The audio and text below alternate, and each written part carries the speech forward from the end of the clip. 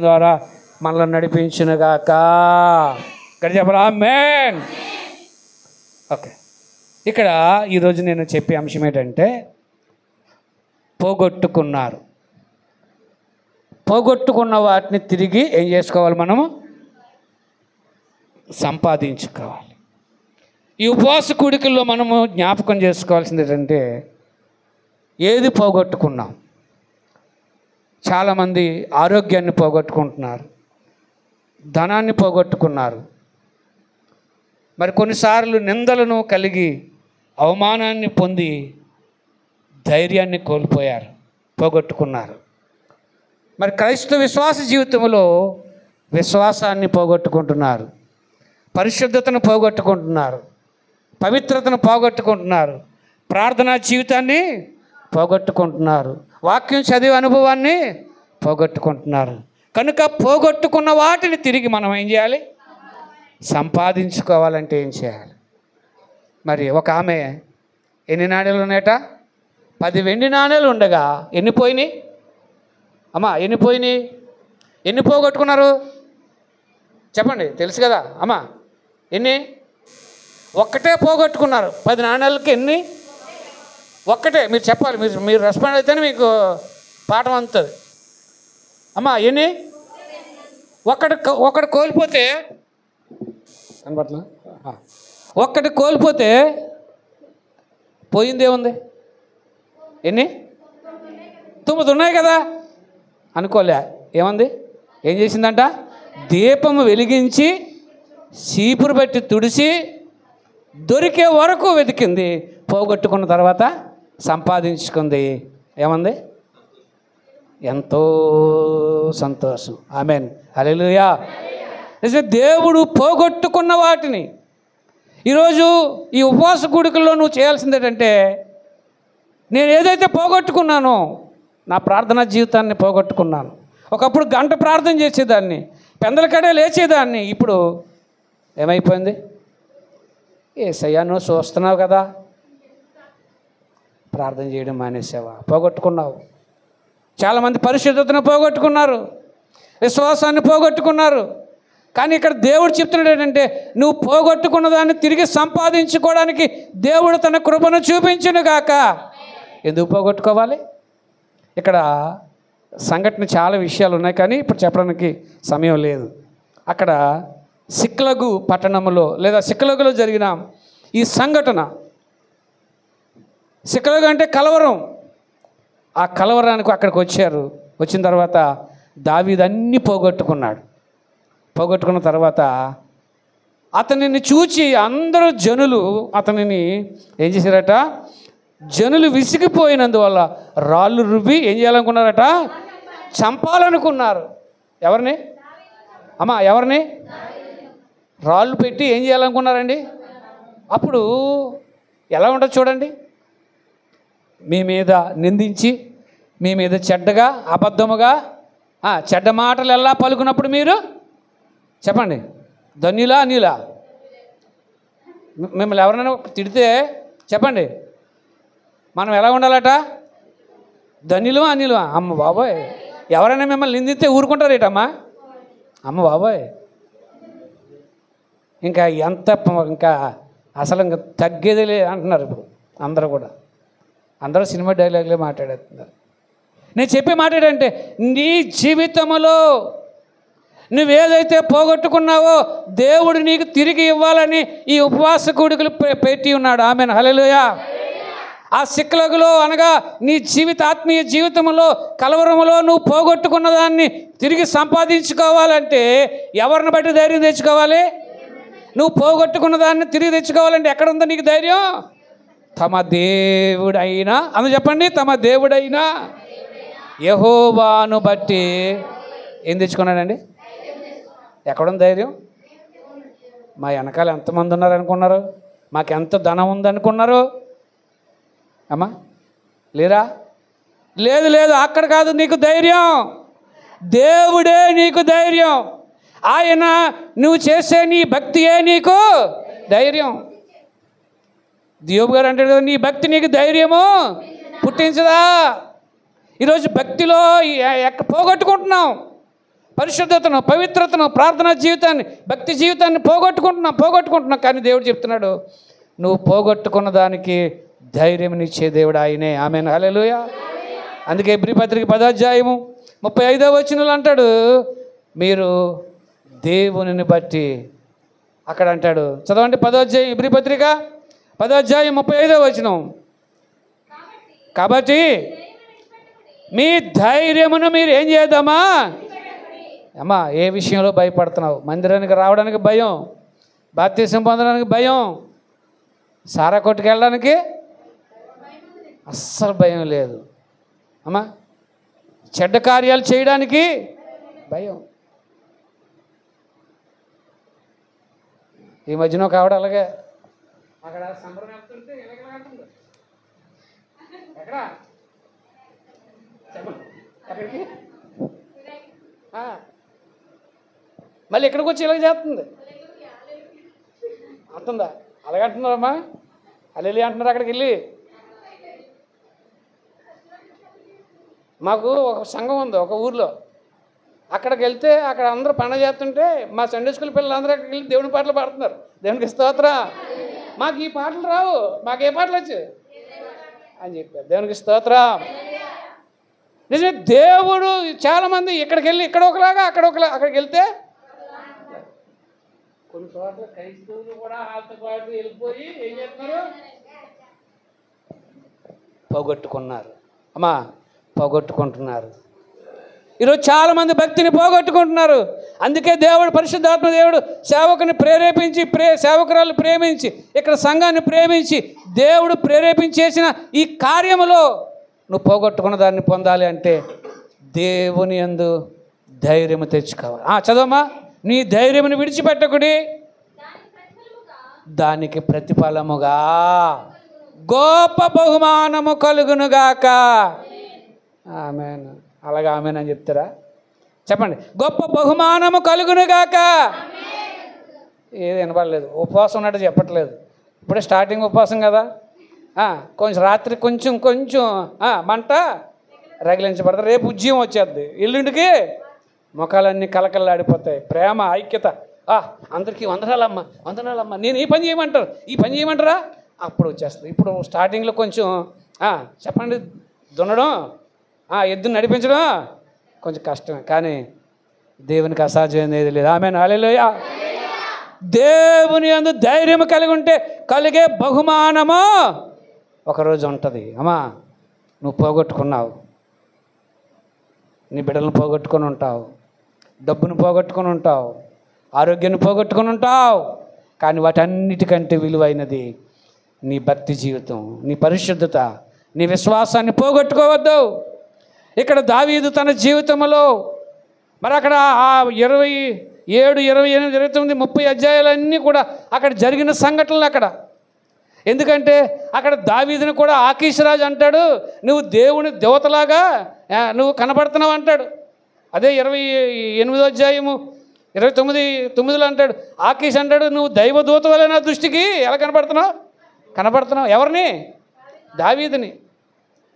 అక్కడికి వెళ్ళి సొదొమ గొమొర్రా పట్టణాలు ఉన్నాయి. ఏ పట్టణాలు అండి?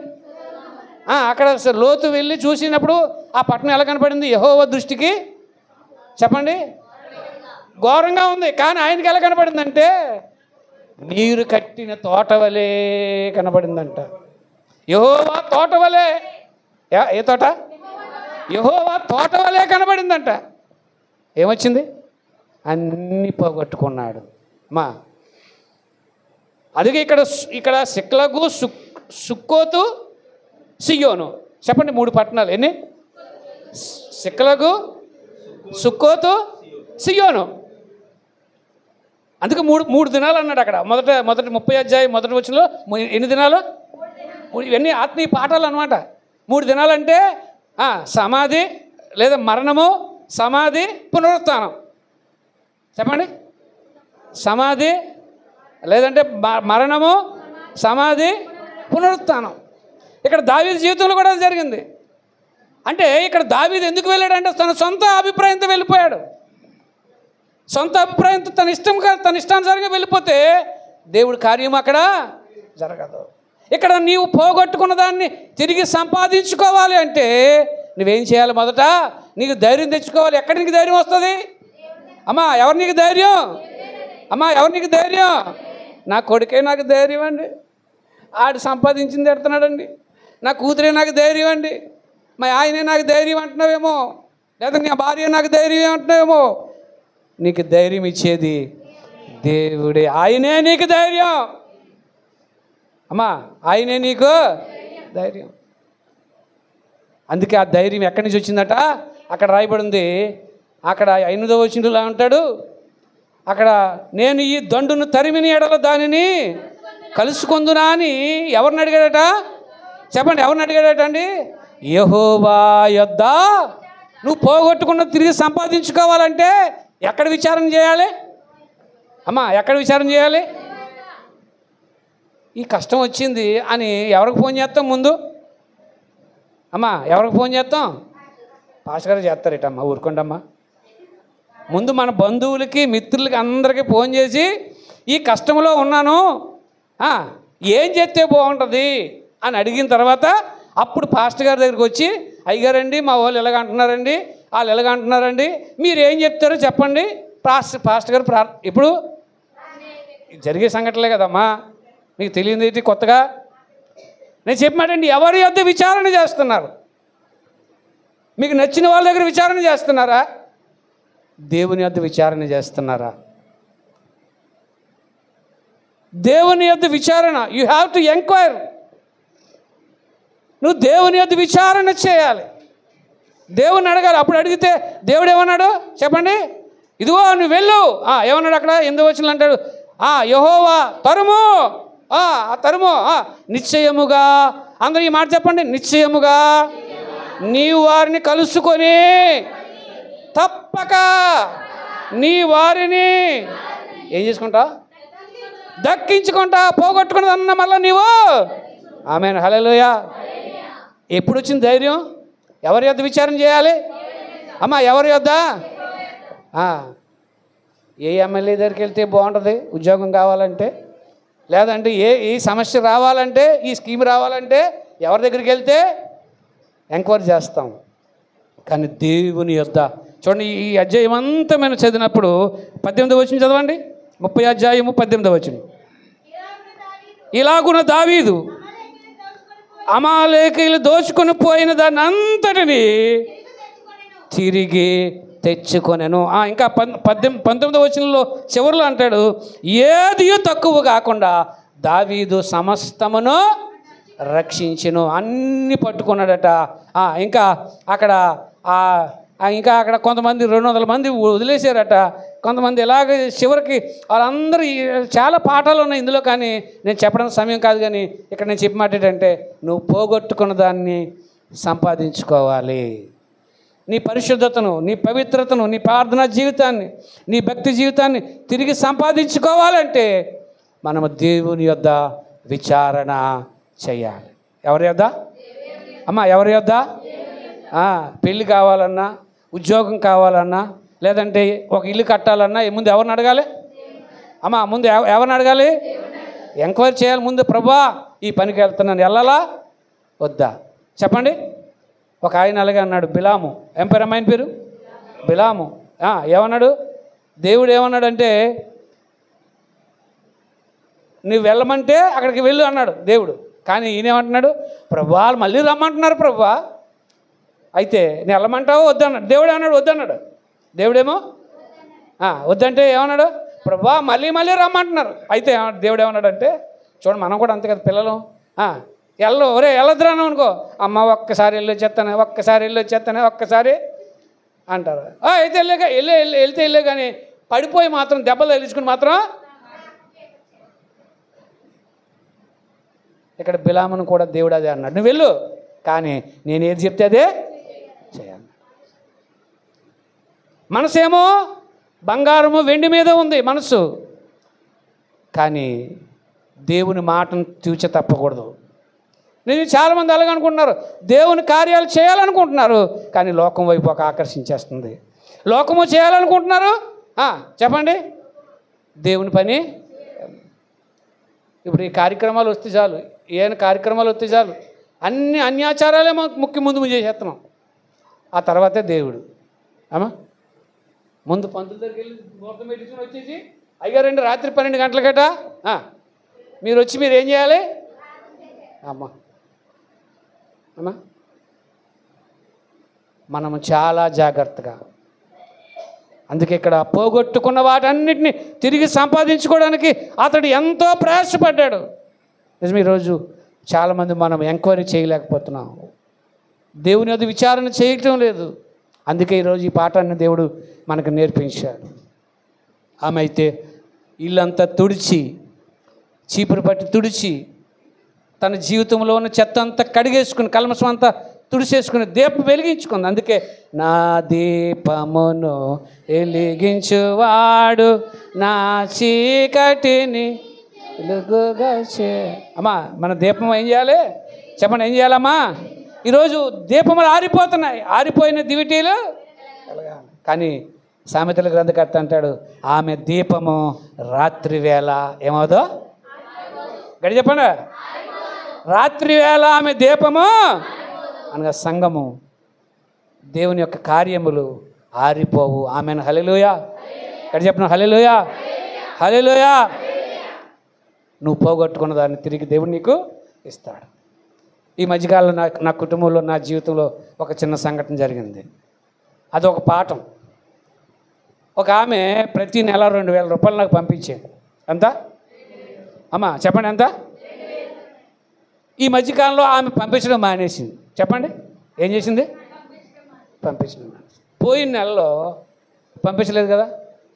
ఒక ఆమె, ఒక ముసలావిడ, చెప్పండి, ఒక ముసలావిడ 2000 రూపాయలు తీసుకుని వచ్చి ప్రార్థన చేయండి, మా ఇంటి పొలము ఊడిపైపోయేలాగా అని తెచ్చి కానుకిచ్చింది. ఆమెను హల్లెలూయా. ఎందుకు మాట అంటే, ఏది పోగొట్టుకున్నావో దేవుడు మరలా వేరొక దారి నీకు ఇస్తాడు. ఒకరోజు నేను మందిరానికి చర్చికి వెళ్ళాను, ఉపవాస కూడికి. ఆ రోజు శుక్రవారం. ఏ కూటం? శుక్రవారం ఉపవాస కూడికి వెళ్ళాను. వెళ్తే కొద్దిమంది వచ్చారు. మరి ఏ పని నేను ఇక మళ్ళీ ఇంటికి వచ్చేసాను. ఇంటికి రాగానే ఆ ప్రార్థన చేయడం వల్ల ఏంటో తెలియదు కానీ ఒక ఆమె వచ్చి, అయ్యారండి మీ కొరకు ఒక కవర్ పంపించారండి, మీ కొరకు ఈ కవర్ తీసుకొని మీరు ప్రార్థన చెయ్యండి అని చెప్పి ఒక కవర్ పంపించారు. ఇంకొక ఆమె వచ్చి ఒక ఎంతో కానుకిచ్చి పంపించింది. ఎందుకు నీ మాట అంటే, దేవుడు నువ్వు పోగొట్టుకున్న దానికంటే 2 ఆయన దేవుడు నీకు ఇస్తాడు. కానీ ఎవరి యొద్ద విచారణ చేయడం మానేసావు? అమ్మా దేవుని యొద్ద ఏం చేయట్లేదు, నువ్వు విచారణ లేగలేకపోతున్నావు, ఈ శరీరాన్ని నలగొట్టలేకపోతున్నావు, పొద్దున్నే లేవలేకపోతున్నావు, తీర్మానం చేసుకుంటున్నావు కానీ తీర్మానం వదిలేస్తున్నావు. అందుకే ఉపవాస కూడికలు. అమ్మా యోనా గ్రంథంలో మనందరికీ తెలుసు, వాళ్ళు ఎంత కఠిన ఉపవాసం చేశారు.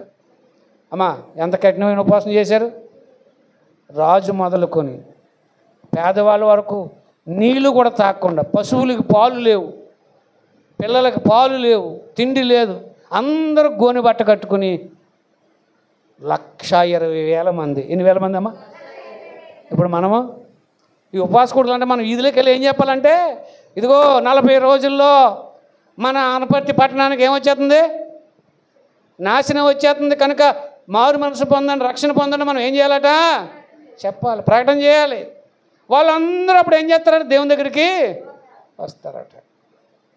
కానీ దేవుడు ఎందుకు అక్కడ ఆ ప్రకటన, ఆ దేవుని అభిషేకం, ఆ యొక్క దేవుని యొక్క సేవకుడు, మనం కొన్నిసార్లు ఎలా ఆలోచిస్తామంటే, ఆయన ఎందుకు ఎక్కడికి వెళ్ళమంటే అక్కడికి వెళ్ళిపోయాడు అనుకుంటాం. కానీ ఎందుకు వెళ్ళాడంటే, అక్కడ దేవుడు అక్కడ అందరూ మారు మనసు పొందేస్తారు, దేవుడు క్షమించేస్తాడని. ఈ నోవహు గారు పారిపోయాడు, యోనా గారు పారిపోయాడు. యోనా గారికి దేవుని ఉద్దేశములు తెలుసు, ఆయనకి దేవుని సంగతులు ఆయనకి తెలుసు. కనుక అక్కడ అందరూ కూడా 120,000 మంది ఒకే మనసు కలిగి ప్రార్థన చేశారు. ఈరోజు ప్రార్థన తప్ప దేవుడు ఇష్టపడేది ఏది కూడా లేదు. ప్రార్థన కంటే విలువైనది పరిశుద్ధత. ఆ పరిశుద్ధత లేనప్పుడు మనం ప్రార్థన చేయడానికి మనసు రాదు, వాక్యం చదవడానికి మనసు రాదు, దేవునికి ఇవ్వడానికి మనసు రాదు, దేవుని కార్యాల కొరకు ఇవ్వడానికి మనసు రాదు. కనుక నీ పరిశుద్ధత, నీ వాక్య అనుభవం ఏదైతే పోగొట్టుకున్నావో తిరిగి దేవుడు నీకు రెండింతలుగా చేయునుగాక. నువ్వు ధైర్యాన్ని విడిచిపెట్టకూడి, మీ ధైర్యమునకు ప్రతిగా గొప్ప బహుమానము, ప్రతిఫలం మీకు కలుగునుగాక. ఈ ఉపవాస కూడికల్లో అట్టి కార్యములు పరిశుద్ధాత్మ దేవుడు చేయునుగాక. ఆమేన్. హల్లెలూయా.